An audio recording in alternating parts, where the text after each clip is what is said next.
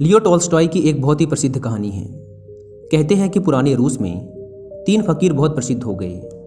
वे इतने प्रसिद्ध हो गए कि वहाँ का जो सबसे बड़ा पादरी था उसे उन तीनों फकीरों से बड़ी ईर्ष्या होने लगी, क्योंकि धीरे धीरे लोगों ने चर्च में आना ही बंद कर दिया था।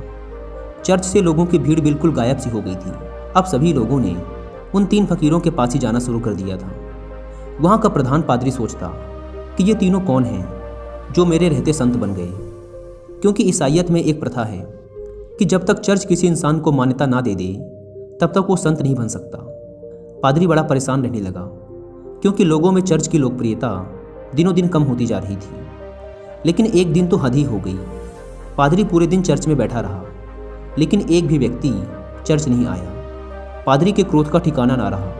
उसने निश्चय किया कि आज तो उन तीनों फकीरों की खैर नहीं, आज तो मैं उन तीनों को सबक सिखाकर ही रहूंगा। वह अपनी पूरी पादरी वेशभूषा में तैयार हुआ। उसने सोने का ताज पहना, हाथ में प्रधान पादरी का प्रतीक वाला सोने का डंडा लिया और चल पड़ा उन तीनों से मिलने। वे तीनों एक बड़ी सी झील के उस पार रहा करते थे। पादरी एक नाव में बैठकर झील के उस पार पहुंचा। थोड़ा आगे चलने पर उसे एक बड़े से पेड़ के नीचे 3 सीधे साधे से इंसान बैठे हुए दिखाई दिए। वे तीनों पलथी मारकर चुपचाप उस पेड़ के नीचे बैठे हुए थे। पादरी ने उनके पास जाकर कहा, क्या तुम तीनों ही वो प्रसिद्ध संत हो जिनके कारण लोगों ने मेरे चर्च में आना बंद कर दिया है? उन तीनों ने कहा, संत? अरे नहीं नहीं, हम किस बात के संत? हम संत बनने के लायक नहीं हैं। ये तो यहाँ के लोग कहते हैं कि हम तीनों संत हैं। पता नहीं किसने ये झूठी अफवाह फैला दी, जिसे सुनकर लोगों की भीड़ यहाँ आती है। हम तो रोज़ ही इन्हें मना करते हैं कि यहाँ मत आया करो, लेकिन हम जितना मना करते हैं भीड़ उतनी ही बढ़ती जा रही है। हम इस भीड़ से परेशान हो चुके हैं। ये भीड़ भाड़ हमें रुचती नहीं। हम तो एकांत में ही रहना चाहते हैं। अच्छा हुआ आप आ गए। अब आप ही बचाइए हमें इस भीड़ से। यह सुन वह पादरी तो खुशी से फूला न समाया। सोचने लगा, ये तो बड़े ही भोले लोग निकले। खटिया खड़ी कर दूंगा इन तीनों की। आज तो इन तीनों को लाइन में लगाकर ही जाऊंगा। पादरी ने पूछा, लेकिन तुम तीनों करते क्या हो? उन्होंने कहा, कुछ नहीं, बस इस पेड़ के नीचे बैठकर ईश्वर की प्रार्थना करते हैं। पादरी ने पूछा, बाइबल कहाँ है? उन तीनों ने अपना सिर नीचे झुका लिया। पादरी ने पूछा, क्या हुआ? उन्होंने कहा, अब क्या बताएं आपसे, हम तीनों ही अनपढ़ हैं, हमें पढ़ना नहीं आता। बाइबल रखकर भी क्या करेंगे?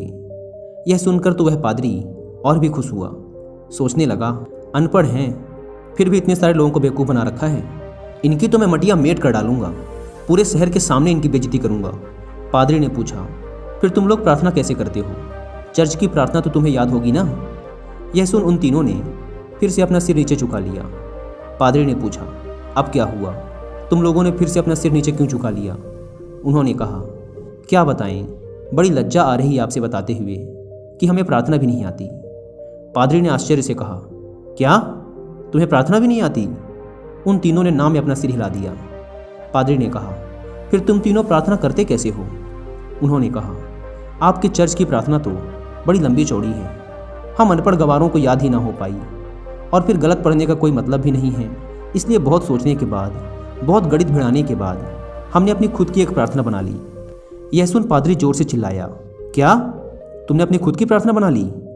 प्रार्थना तो सर्वमान्य होती है, शास्त्रों में लिखी होती है, हजारों हजारों साल पुरानी होती है। जीसस को तो प्रार्थना खुद परमात्मा ने सिखाई थी, लेकिन तुम लोगों ने अपनी खुद की प्रार्थना बना ली। उन्होंने कहा, हमसे बहुत बड़ी गलती हो गई, हमें माफ़ करें। हम अनपढ़ गंवार इंसान, हमें कुछ नहीं पता। अब आप हमें जो प्रार्थना सिखाएंगे हम वही प्रार्थना आज से करेंगे। हम आपके पैर पड़ते हैं, हमसे बहुत बड़ी गलती हो गई, हमें क्षमा करें और आप हमें अपनी वाली प्रार्थना सिखाएं। लेकिन पादरी के मन में भी जिज्ञासा जागी कि देखूं तो इन्होंने कौन सी प्रार्थना बनाई है। पादरी ने कहा, पहले तुम लोग मुझे अपनी प्रार्थना सुनाओ। उन्होंने कहा, नहीं महाराज, हम अनपढ़ों की प्रार्थना का कोई मतलब नहीं, आप हमें और शर्मिंदा ना करें, आप हमें अपनी वाली प्रार्थना सिखाएं। लेकिन पादरी नहीं माना, इसलिए पादरी के बार बार कहने पर आखिर में वो अपनी प्रार्थना सुनाने के लिए राजी हो गए। उन्होंने कहा, हमने बहुत सोचा, बहुत विचार किया, लेकिन हमें कोई प्रार्थना ना सूझी। फिर हमें याद आया कि ईसाईयत में तो भगवान के 3 रूपों को माना गया है, इसलिए हमने इसी पर अपनी प्रार्थना बना दी। अगर आप हमारी प्रार्थना सुनेंगे तो हम पर हंसेंगे। इसके बाद वे तीनों चुप हो गए। पादरी ने कहा, अरे बताओ, नहीं हंसूंगा मैं। उन्होंने कहा, भगवान के 3 रूप हैं, इसलिए हमने प्रार्थना बना दी कि हम भी 3, तुम भी 3, हम पर कृपा करो। यह सुन तो वह गंभीर पादरी भी हंस पड़ा। बोला, जिंदगी में बहुत प्रार्थनाएं सुनी, पर ऐसी प्रार्थना कभी ना सुनी। वह मन ही मन सोचने लगा, बड़े बेवकूफ़ लोग हैं, आज तो इनकी यक्त ठिकाने लगाकर ही जाऊंगा। इन तीनों को मेरे पास चर्च में आना ही पड़ेगा। उन तीनों ने कहा, आप हमारी छोड़िए, अपनी प्रार्थना सिखाइए, हम आज से वही करेंगे। पादरी ने उन्हें चर्च की प्रार्थना सिखानी शुरू की। उन्होंने कहा, एक बार और। पादरी ने फिर सुनाई। उन्होंने कहा, एक बार और। पादरी ने तीसरी बार सुनाई। उन्होंने कहा, एक बार और, कहीं भूल न जाएं। पादरी ने फिर सुनाई। उन्होंने कहा, एक आखिरी बार और। पादरी ने कहा, घबराओ मत, कभी कभी चर्च भी आया करो, धीरे धीरे तुम लोगों की भी जिंदगी सुधरने लगेगी, और अगर रोज आओगे तो यह प्रार्थना भी सीख जाओगे। उन्होंने कहा, जी, जैसी आपकी आज्ञा। पादरी बड़ा खुश हुआ। उसने कहा, तुम लोग डरना मत, चर्च आओ, मैं तुम्हें माफ़ कर दूंगा और लोगों से भी माफ़ करवा दूंगा। उन्होंने कहा, आपका बहुत बहुत धन्यवाद, आप बड़े महान इंसान हैं। पादरी ने सोचा, चलो एक झंझट छूटी, इन मूर्खों को तो लाइन पे ले आया। वह अपनी नाव पर बैठकर वापस जाने लगा। नाव अभी झील के बीचों बीच पहुंची ही थी कि पीछे से कुछ लोगों के चिल्लाने की आवाज़ आई। पादरी और माझी ने पीछे मुड़कर देखा तो उनकी आंखें फटी की फटी रह गई। वे तीनों पादरी को पुकारते हुए झील के पानी पर दौड़ते हुए चले आ रहे थे। वे तीनों पानी पर ऐसे दौड़ रहे थे मानो कोई जमीन पर दौड़ रहा हो। यह देखकर तो पादरी के हाथ से वह सोने का डंडा छूटकर वही नाव पर गिर गया। यह चमत्कार तो आज तक केवल जीसस ने ही करके दिखाया था। वे तीनों भागते हुए नाव के किनारे आकर खड़े हो गए और पादरी से कहने लगे, आप वो प्रार्थना हमें एक बार और सुना दें, हम उसे भूल रहे हैं। वो कहता है ऐसे शुरू होती है, ये कहता है ऐसे शुरू होती है, मैं कहता हूँ ऐसे शुरू होती है। हम तीनों में बहस शुरू हो चुकी है। अब हम बहस करें या प्रार्थना करें, इसलिए आप हमें वो प्रार्थना एक बार और सुना दें। पादरी ने तो झुककर उनके पैर ही पकड़ लिए और कहने लगा, अब तक जो भी बताया है, जो कुछ भी कहा है, सब कुछ भूल जाओ। तुम्हारी प्रार्थना जीती और मेरी हारी। तुम्हारी प्रार्थना ही श्रेष्ठ है। श्रेष्ठ है क्योंकि वह सुन ली गई है, और सच तो ये है कि अब से मैं भी तुम्हारी वाली ही प्रार्थना करूंगा। गलती तो मुझसे हुई है जो मैंने तुम्हारी प्रार्थना को कम समझा, जबकि कमी तो मेरी श्रद्धा, मेरी आस्था में थी, कमज़ोर तो मेरी प्रार्थना थी। इसलिए आप लोग मुझे क्षमा करें, बड़ा उपकार होगा। वे तीनों फकीर बोलते रहे कि आप एक बार हमें अपनी वाली प्रार्थना और सुना दें, लेकिन वह पादरी चुपचाप अपना सिर नीचे झुकाए वहाँ से चला गया। दोस्तों, अगर आप लियो टॉल्स्टॉय द्वारा लिखी और भी ऐसी कहानियाँ सुनना चाहते हैं तो आप इन्हें सुन सकते हैं कुकू एफएम ऐप पर। कुकू एफएम इंडिया का लीडिंग ऑडियो बुक प्लेटफॉर्म है, जहां पर आप कहानियों के अलावा self help books, religious books and famous personalities की बायोग्राफीज़ को भी ऑडियो फॉर्मेट में सुन सकते हैं, वो भी अपनी मनपसंद लैंग्वेज में।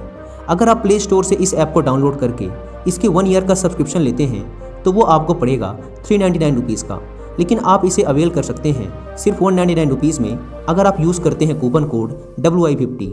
लेकिन यह कूपन कोड सिर्फ पहले 250 लोगों के लिए ही वैलिड है, इसलिए देर ना करें। ऐप की link description and pin comment पर दी गई है, एक बार जाकर जरूर चेकआउट करें। लियो टॉल्स्टॉय की यह कहानी हमें सिखाती है कि ये जरूरी नहीं कि हमारे द्वारा की गई प्रार्थना शास्त्रों से ही ली गई हो, वो बहुत प्राचीन ही होनी चाहिए, लाखों लाखों लोगों द्वारा मान्यता प्राप्त होनी चाहिए। अगर हमारी प्रार्थना सच्ची है, सच्चे मन से की गई है, तो वो परमात्मा के द्वारा जरूर सुनी जाएगी, फिर चाहे वो 2 शब्दों की साधारण सी ही प्रार्थना क्यों ना हो। उन 3 साधुओं की कहानी से सीखने को तो हमें यही मिलता है कि हम चाहे कुछ भी करें, लेकिन उसे दिखावे के उद्देश्य से ना करें।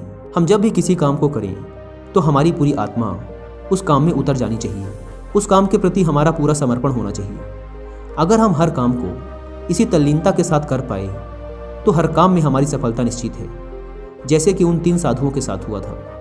उन्होंने अपनी प्रार्थना को इतने समर्पण भाव के साथ किया था कि प्रार्थना उन्होंने नहीं, उनकी आत्मा ने की थी।